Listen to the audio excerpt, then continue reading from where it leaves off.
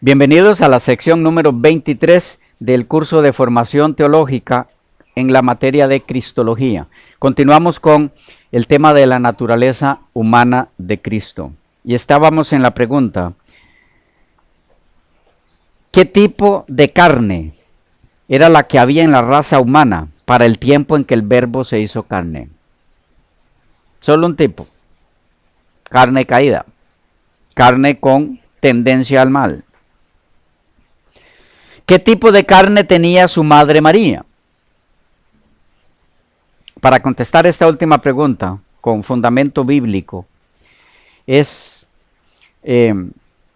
inevitable la controversia con el concepto católico romano, puesto que para esta entidad la carne de María era carne sin pecado, carne inmaculada. Y aunque no es el propósito de este estudio responder a la posición católica en este aspecto, considero que de alguna importancia es dedicar algún espacio a este asunto. En primer lugar, en tal caso, pongamos sobre la mesa con claridad la posición católica romana sobre el tipo de carne que poseía María, la madre de Jesús.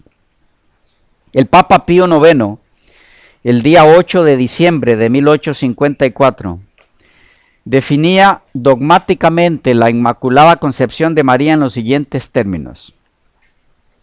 Por si interesan buscar, eso pueden hallarlo en Mariología, José Cristo Rey García Paredes, serie de manuales de teología, Biblioteca de Autores Cristianos, Madrid 1995. Y la cita que les voy a leer, eso fue lo que dije del Papa Pío IX.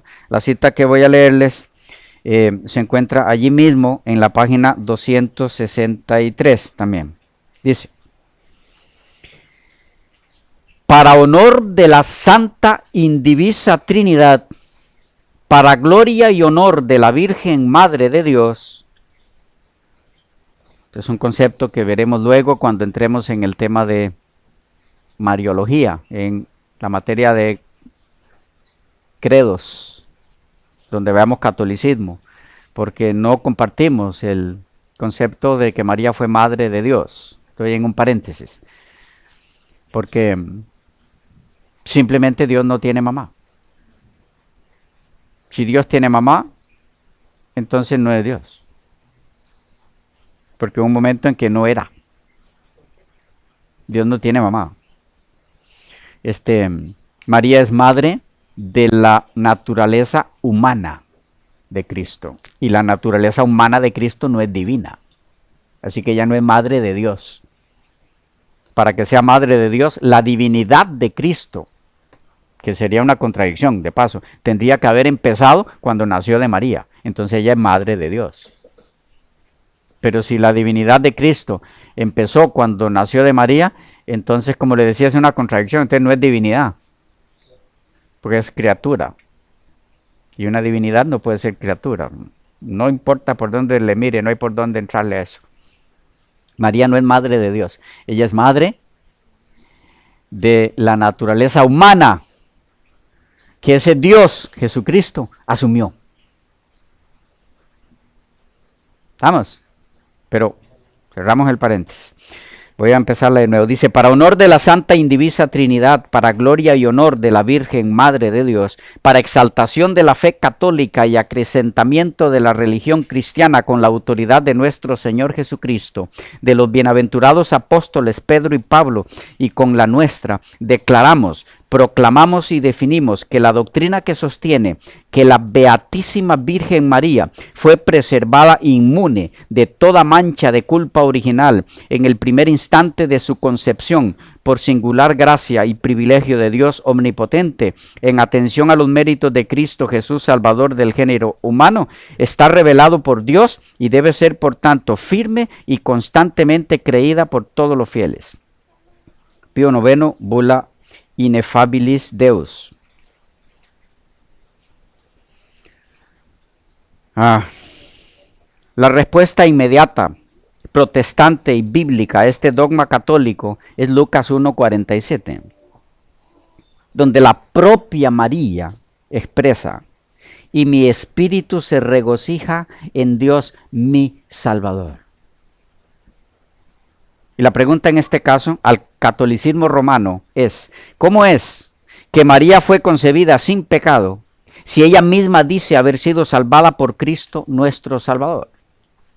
¿Salvada de qué? Y a esta pregunta, tan conocida en este tema, la dogmática católica responde con un asunto muy interesante, un argumento muy interesante. Que Lucas 1:47 no contradice en nada el dogma de la Inmaculada Concepción de María, ya que lo que María quiso decir cuando dice que fue salvada, es que ella fue salvada de nacer con naturaleza caída. Así, por ejemplo, leemos en uno de entre tantos documentos católicos al respecto. Este viene de la página de las siervas de los corazones traspasados de Jesús y María, la página católica. Dice, según algunos, María reconoce que ella era pecadora y que necesitó ser rescatada por la gracia de Dios. Lucas 1:28 y 47. Respuesta católica. Que María se declara pecadora es falso. Que ella se declara salvada por Dios es cierto. En Lucas 1:48, en algunos es 47, ella reconoce que fue salvada. ¿De qué? Del dominio del pecado por gracia de Dios. Pero para eso no tuvo que llegar a pecar. Dios la salvó preservándola del pecado. El dogma de la Inmaculada Concepción de María, sigo leyendo, no niega que ella fue salvada por Jesús.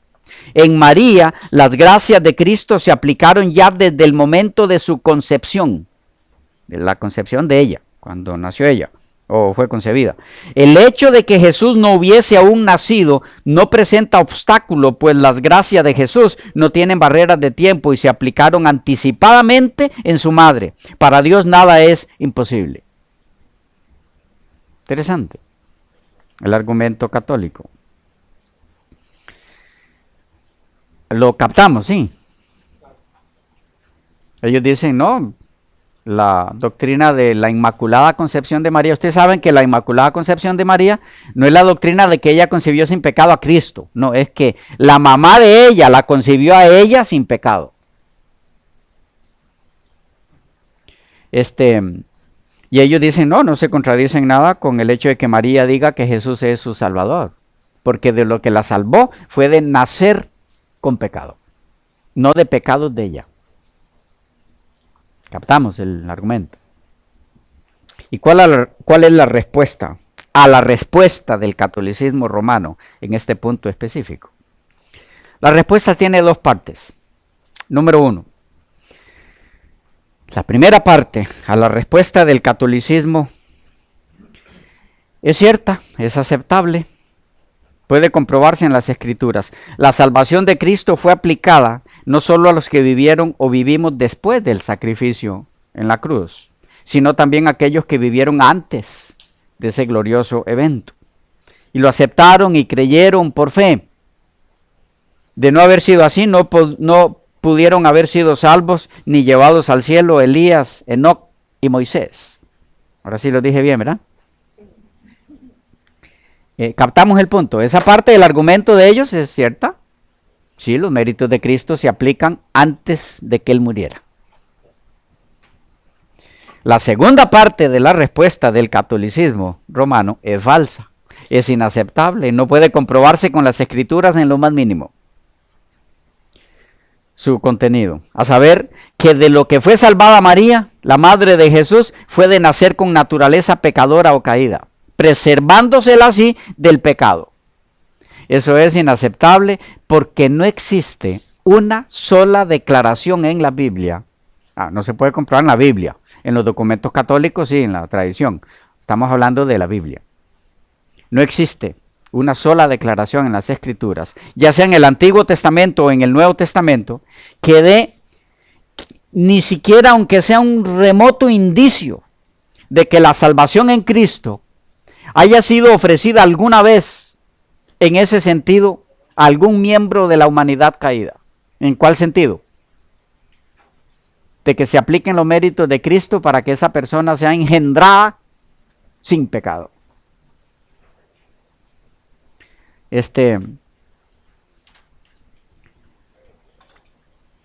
Para darse cuenta de eso, solo basta con leer todos los textos que mencionan los términos salvación, salvador, salvar, salvado, todos los afines, o cualquier otro en esa dirección, en cualquier versión de la Biblia, preferiblemente católica, a través de la correspondiente concordancia.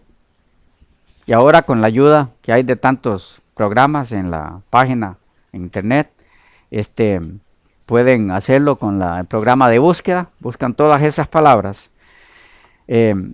para descubrir desde el primer texto que use dichos términos alusivos a la salvación hasta el último, que tal significado, el de salvar a una persona de nacer con naturaleza caída, simplemente no existe.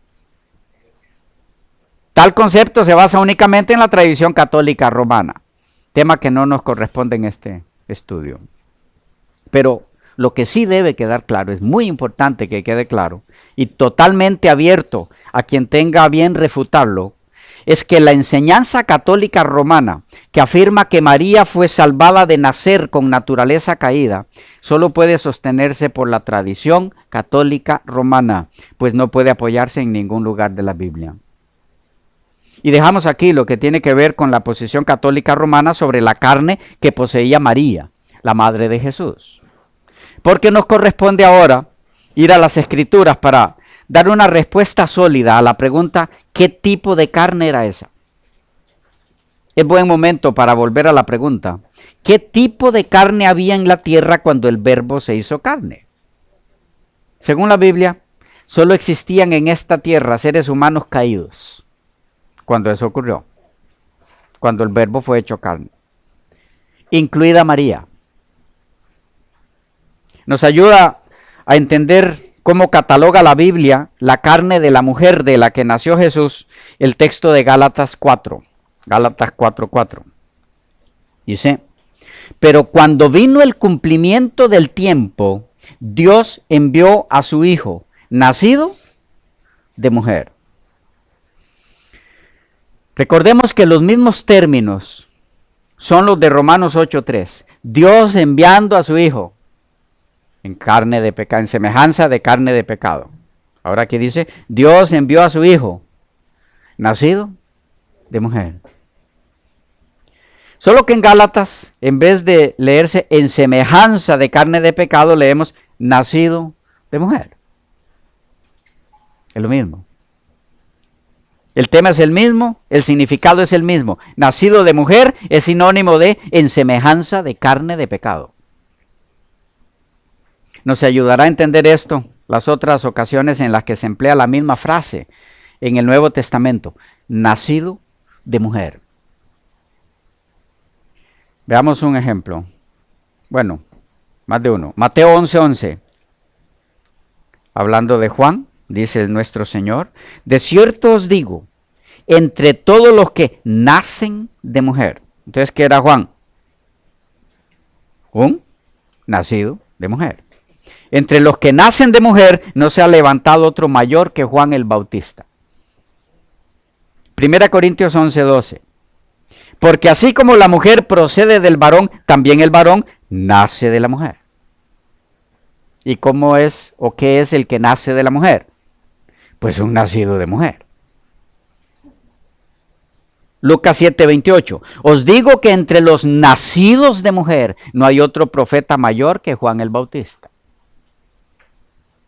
La frase nacido de mujer se refiere entonces a los hombres que nacieron de una madre con naturaleza humana caída. ¿Sí o no? ¿O hay otra posibilidad de significado? Y cerramos aquí este apartado porque nos corresponde ahora entrar en la última frase de nuestro texto en estudio en Romanos 8:3. Carne de pecado. En semejanza de carne de pecado. ¿Qué quiso decir el apóstol con carne de pecado? De pecado. Para extraer el mayor provecho de la respuesta a esta pregunta, esta interrogante, conviene que nos detengamos un poco en el significado o significados del término empleado por Pablo aquí para pecado. El significado de este vocablo en griego tiene más que preciosas lecciones espirituales para nuestro crecimiento en cuanto al conocimiento de nuestro Salvador en lo que a su humanidad se refiere. El vocablo al que nos referimos, utilizado para hacer referencia al tipo de carne tomado por Cristo en Romanos 8:3 en la frase carne de pecado, es el término hamartía. Hamartia. Hamartía. De la frase sarcos hamartías, carne de pecado. El vocablo en sí es hamartía y pertenece a una familia o conjunto de términos con significados parecidos, pero cada uno de los términos a la vez con sus matices muy propios, que en conjunto nos dan el concepto correcto a entender en lo que se refiere a la naturaleza humana del Salvador, en lo que respecta al tipo de carne que tomó al hacerse humano. Así que entremos un poquito en este grupo de hamartía, grupo de términos. Esencialmente hay tres términos relacionados entre sí, pero como ya mencionamos, con significados afines o similares, pero a la vez con matices muy propios de cada término. Veamos esto un poquito más de cerca. Los términos son hamartía, hamartano y hamartolos. Hamartía, hamartano y hamartolos. Empecemos con el primero, el término hamartía. Su significado, según los especialistas en eso, es pecado, transgresión, culpa, falta. Allí en el material que pueden bajar de la página pueden encontrar la bibliografía y donde buscar todos esos significados. Hamartía es una traducción al griego del término hebreo para pecado, hatá o shatá, lo van a encontrar en algunos libros. Aunque etimológicamente indica fallar, errar, como errar el blanco, Horacio A. Alonso nos advierte que no debe dejar la impresión de que haga alusión al pecado simplemente como un error. En sus propias palabras leemos, etimológicamente este vocablo, hatá, que algunos transliteran shatá, indica fallar, errar, como errar el blanco. Pero esto podría dejar la impresión de que se refiere al pecado como de solamente un error, cuando lo cierto es que la palabra destaca el sentido de ofensa contra una norma eterna e inmutable. La idea de fracaso está implícita, pero se trata del pecado en la naturaleza humana. Así, el pecado incluye la noción de que uno no cumple la meta que Dios tenía para el ser humano, no alcanza el objetivo, fracasa en observar los requerimientos de una vida santa. El pecado es, pues, una mancha moral en el hombre. al definirse con ese término. El vocablo hatá aparece 293 veces y cubre todos los períodos de la literatura del Antiguo Testamento. La raíz de la cual proviene, hatá, la señala como la palabra más importante para pecado, la que más se usa. Con esto en mente, pasemos entonces al término griego, traducido del hebreo hatá, que es nuestro vocablo en estudio en este momento. ¿Cuál? Hamartía. Hamartía. El sentido primario del vocablo es el de errar el blanco, como cuando se arroja una flecha, pero la palabra se refiere más bien a la naturaleza del acto. La naturaleza del acto. Es decir, las personas que llevan a la acción el pecado, hamartía, lo hacen partiendo de su naturaleza humana caída, de su condición pecaminosa. Es así como el pecado, hamartía, es concebido también en las Escrituras, no en los términos frívolos que son comunes en el mundo de hoy, sino como un poder organizado, como un principio rector que es personificado. Así pueden encontrarlo ustedes con ese sentido en Romanos 5:12 y en Romanos 6:12. Hamartía se refiere más, nos dicen los especialistas, a la naturaleza del acto. Hamartía entonces es un término para pecado que incluye la condición caída de quien ejecuta el pecado o el acto pecaminoso. Es decir, involucra en su significado la naturaleza caída de quien realiza o ejecuta el pecado o acto. Pero también en el Nuevo Testamento, hamartía aparece con el sentido de ofensa contra Dios, con énfasis en la culpa. Cubre actos individuales. Veamos ese sentido en dos textos. Hechos 2:38. Dice, arrepentíos y bautícese cada uno de vosotros en el nombre de Jesucristo para perdón de los pecados. Ahí está. Pecados. 1 Timoteo 5:22. No impongas con ligereza las manos, ni participes en pecados ajenos. Ahí está, hamartía, otra vez. En Hechos 2:38, el término empleado es hamartión. Y en 1 Timoteo 5:22, hamartíais. Ambos de la raíz, hamartías, incluyendo en su significado el sentido de pecado como acto cometido y no solo como la naturaleza caída de donde procede ese acto. Ahora bien, se hace uso del término hamartía como condición caída sin relación con actos pecaminosos. A manera de ejemplo, los bebés recién concebidos. Salmo 51:15 dice, he aquí en maldad he sido formado y en pecado me concibió mi madre. Que al pasar al griego se usa el mismo término. La versión griega del Antiguo Testamento, la Septuaginta, traduce el término hebreo para pecado aquí como hamartía.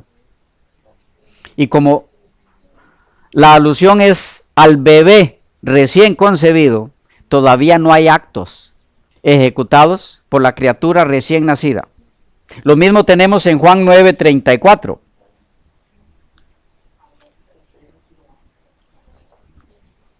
Juan 9:34.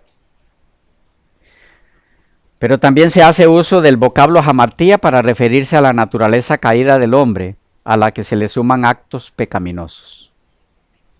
Algunos ejemplos. Juan 8:34 dice, Jesús les respondió, de cierto os digo que todo aquel que hace pecado, esclavo es del pecado. Aquí, en las dos ocasiones en las que se emplea el vocablo para pecado, se usa hamartía. Pero en la primera ocasión, para hacer referencia al acto pecaminoso como tal. Todo aquel que hace pecado. También se emplea hamartía para referirse a actos pecaminosos, dando por sentado que provienen de seres de condición pecaminosa o caída. Ejemplo, Juan 15, 22. Si yo no hubiera venido ni les hubiera hablado, no tendrían pecado, pero ahora no tienen excusa por su pecado. Vean lo interesante aquí. Preguntémonos. El primer uso de hamartía en este texto. Si yo no hubiera venido y ni les hubiera hablado, no tendrían pecado. El primer uso de hamartía. ¿Se refiere a la condición caída de ellos o a sus actos? Si yo no hubiera venido ni les hubiera hablado, no tendrían pecado. ¿Condición caída o actos? Actos.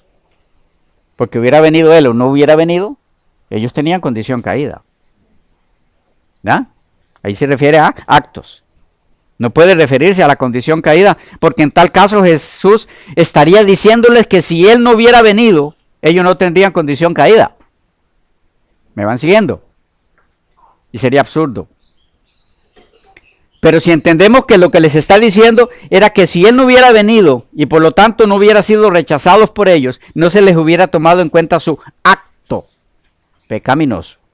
Entonces, lo dicho por nuestro Señor tiene sentido, es lógico, es entendible. Y es precisamente por eso que les recalca en la segunda vez que utiliza el término, que ahora no tienen excusa por su pecado, por su rechazo a él. Y lo mismo encontramos en el versículo 24. Entonces, hamartía es usado como referencia a actos pecaminosos donde la condición caída es obvia, aun cuando no se haga referencia específica a ella, a esa condición caída. Porque nadie sensato necesitaría que se le compruebe o demuestre que los hombres a quienes Jesús dijo estas palabras tenían o eran de condición caída. Es obvio. Otros ejemplos de hamartía como acto, dando por sentado que dicho acto fue realizado por un ser de condición caída o pecaminosa, sin que se lo especifique en el texto. Juan 19:11. Dice, respondió Jesús, ninguna autoridad tendrías contra mí si no te fuese dada de arriba. Por tanto, el que a ti me ha entregado, mayor pecado, hamartía, tiene. Otra vez, hamartía aquí es acto pecaminoso, realizado a todas luces por un ser de condición caída. En este caso, el que entregó a Jesús a Pilato, los que lo entregaron. Otros ejemplos que ustedes pueden indagar por sí mismos. Juan 20:23, Hechos 2:38, 3:19, 5:31, 7:60, 10:43 y primera de Juan 3:9. En la primera mención del término en el versículo, primera de Juan. Es de mucha importancia recalcar aquí que hamartía nunca se usa para actos pecaminosos sin una condición caída que le preceda a quien realiza ese acto pecaminoso. Eso es importante. Voy a repetirlo. Hamartía nunca se usa para hacer referencia a actos pecaminosos sin una condición caída que le preceda a quien realiza el acto pecaminoso. O lo que es lo mismo, siempre, cada una y todas las veces que se emplea hamartía en el sentido de acto pecaminoso, la condición caída de quien realiza dicho acto se da por sentada como existente. Pero hay pecados, actos que fueron realizados por personas que no tenían condición caída que les precediera. ¿Los hay? Sí, los hay. Pero entonces se emplea otro término de la familia o el grupo de hamartía, que no es este. Y esto nos lleva al segundo término del grupo de hamartía, el término hamartano. Hamartano. Se nos fue el tiempo. ¿Okay? Continuamos en la próxima.